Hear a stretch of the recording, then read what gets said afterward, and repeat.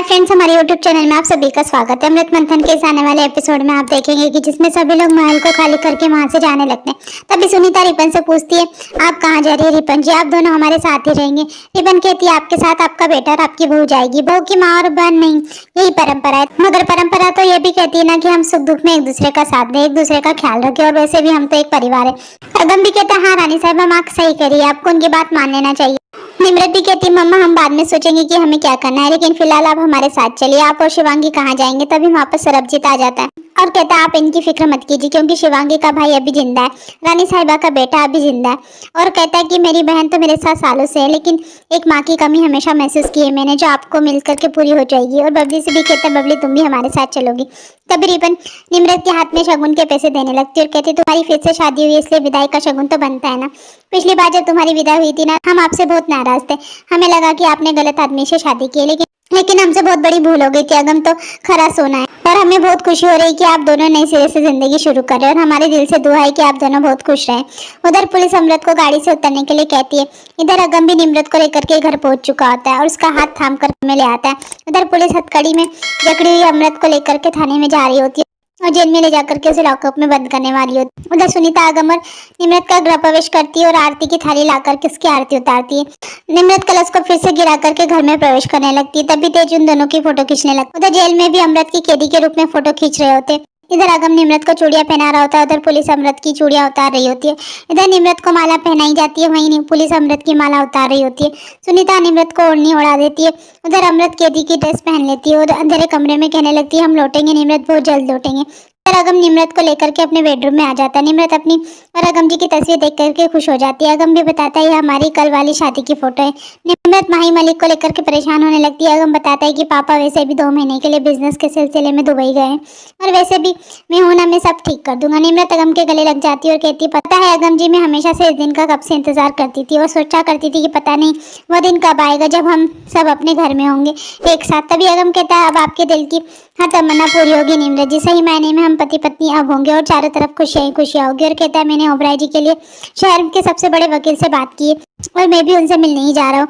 निम्रत कहती, तो ठीक है, मैं भी आपके साथ चलती हूँ। जाने के बाद शिवांगी और तेज कुछ प्लान करने लगते अगम और निम्रत को सरप्राइज देने के लिए, और कहते आज उनकी सुहागरात है तो हम स्पेशल तो बनाएंगे ना, उन्हें ना थोड़ा तड़का लगा कर। उसके बाद निम्रत घर पर खाना बना रही होती, तभी अगम किचन में आ जाता है और कुछ पूछने लगता है, आज क्या बना रही हो खास? निम्रत कहती है, आपकी मनपसंद बैगन की सब्जी और मूली के पराठे। तभी अगम निम्रत के हाथों के मूली के पराठे की तारीफ करने लगता है और कहता है, तुम्हारे हाथों के बने मूली के पराठे का तो स्वाद मेरे दिल और दिमाग पर चढ़ा हुआ है।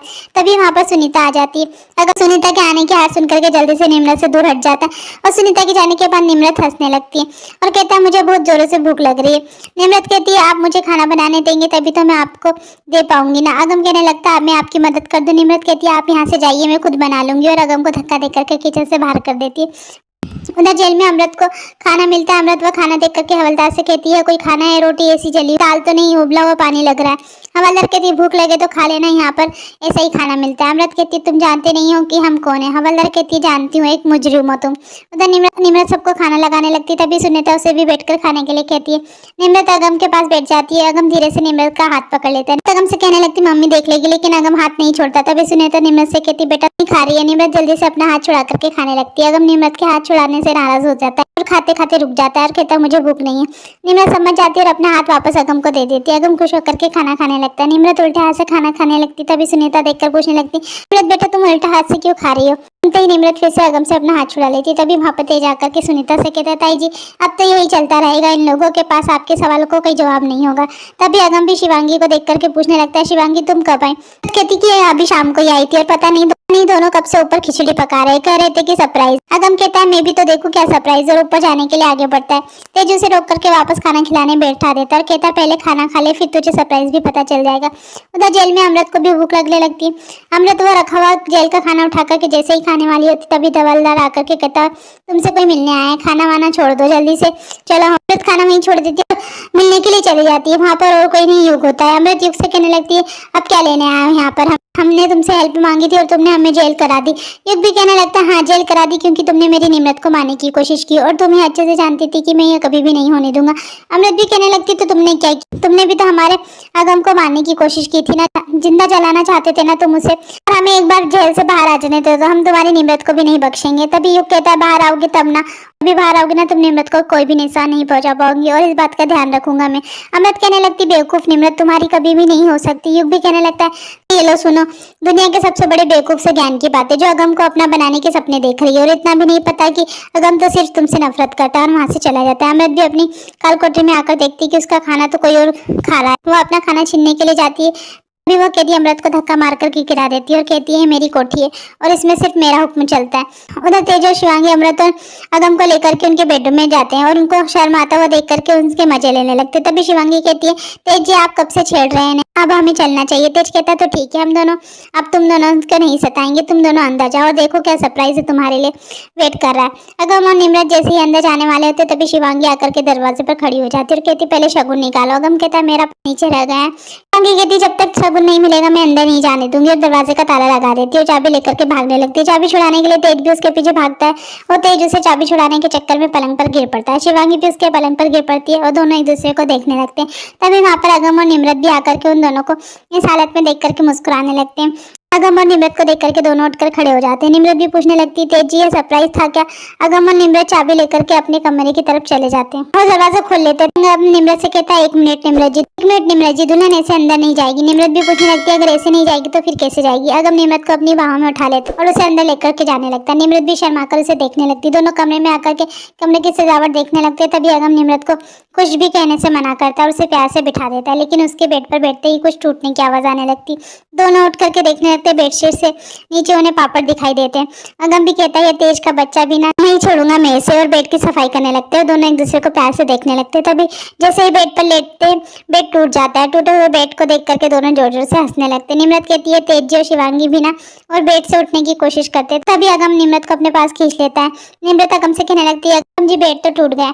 अगम कहता है तो क्या हुआ, मैं जानता हूँ हमें हमारी स्वागत कैसे स्पेशल बनाना है, और एक तोहफा ला करके निमरत को दे देता है। निमरत तोहफे को देख करके अगम के सपने में खो जाती है और सपने में अगम के साथ रोमांस करने लगती है और गीत गाने लगती है और दोनों एक दूसरे के प्यार में खो जाते हैं। उसके बाद 2 महीने बाद रिपन सुनीता से कहती वक्त कितनी तेजी से बीतता जा रहा है ना। सुनीता भी कहती हाँ पिछले 2 महीने कितनी शांति से बीत गए ना। रिपन भी कहने लगती अमृत को जेल गए 2 महीने हो गए, निमरत को भी वह सारी खुशियां मिल गई जिसकी वह हकदार थी।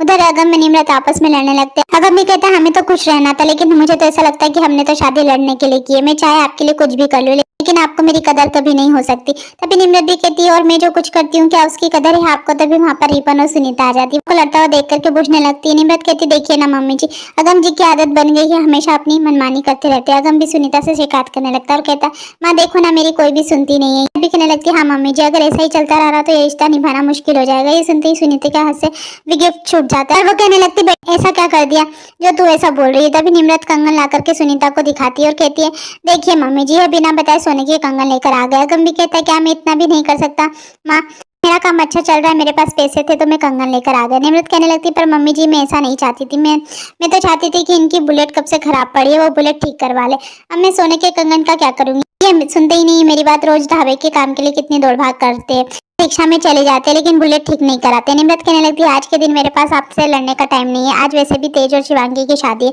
बहुत सारा काम है मेरे पास। अगम भी कहता है मेरे पास भी आपसे लड़ने का टाइम नहीं है, और कहता है आपको कंगन पहनना है ना तो पहन लीजिए और नहीं पहनना है ना तो मत पहनिए, मैं जा रहा हूँ छोटे के पास। उधर तेज भी अपनी शादी के लिए तैयार हो रहा था। अगम तेज से कहने लगता है यार तुम लोगों ने कोर्ट में शादी करने का डिसाइड किया है क्या, तुम्हें फेर वाली शादी अच्छी नहीं लगती। तेज कहता है मुझे सादगी वाली शादी पसंद है और मुझे पैसे भी तो बचाना है ना।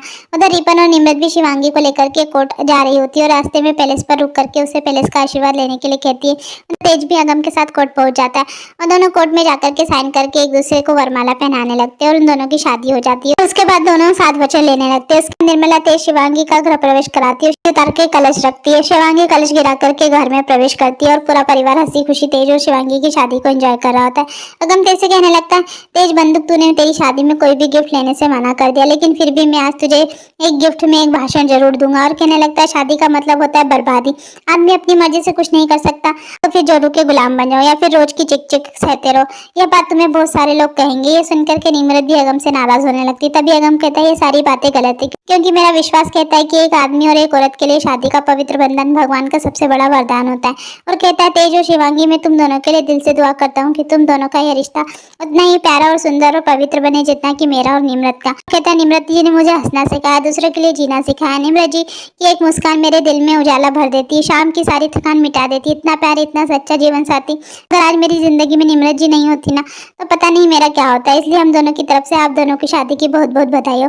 अगम की बातें सुनकर के निम्रत खड़े होकर के ताली बजाने लगती। उसके बाद निम्रत अगम के पास आकर के उसे बताती कि देखो मैंने आपकी बाइक सही करवा दी है, क्योंकि मुझे आपके साथ इस बाइक पर घूमना बहुत पसंद है। ये सुनकर के अगम भी खुश हो जाता है। तभी निम्रत के मोबाइल पर वकील साहब का फोन आ जाता है। वह निम्रत को बताता है कि मैंने ओबराय जी की बेल के पेपर तैयार कर लिए, बस हमें कोर्ट में उसे पेश करना है। यह सुनकर निम्रत भी खुश हो जाती है और अगम को बताने लगती कि पापा के बेल के पेपर तैयार हो गए, हमें उसे सबमिट करना है।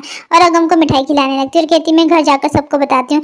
घर में सभी लोग यह सब सुन करके खुश हो जाते हैं। निम्रत वकील के साथ जाकर के बेल के पेपर सबमिट करने के लिए कह देती है। निम्रत वकील के साथ पुलिस स्टेशन पहुंच जाती है और ओबराय जी के बेल के पेपर सबमिट कर देती है। तभी उसे वहां पर अमृत की बेल के पेपर दिखाई देते हैं। वह इंस्पेक्टर से पूछने लगती, इंस्पेक्टर उसे बताता है कि अमृत सोनी को तो बेल हो चुकी दिन पहले। यह सुनकर के निम्रत परेशान होने लगती है। निम्रत इंस्पेक्टर से पूछने लगती है, इंस्पेक्टर साहब अमृत की जमानत कैसे हो सकती है, उस पर तो बहुत ही संगीन आरोप थे ना, उसने मुझे जान से मारने की कोशिश की थी। इंस्पेक्टर कहने लगते अब तभी तो 10 लाख की जमानत हुई है। निम्रत पूछने लगती आखिर इतनी बड़ी रकम दी किसने, किसने उसकी बेल कर। इंस्पेक्टर कहता है यह बात तो कॉन्फिडेंशियल होती है, हमें भी इस बारे में कुछ नहीं पता। एपिसोड नहीं खत्म होता, आगे की अपडेट के लिए हमारे चैनल को सब्सक्राइब कीजिए, शेयर कीजिए, लाइक कीजिए। थैंक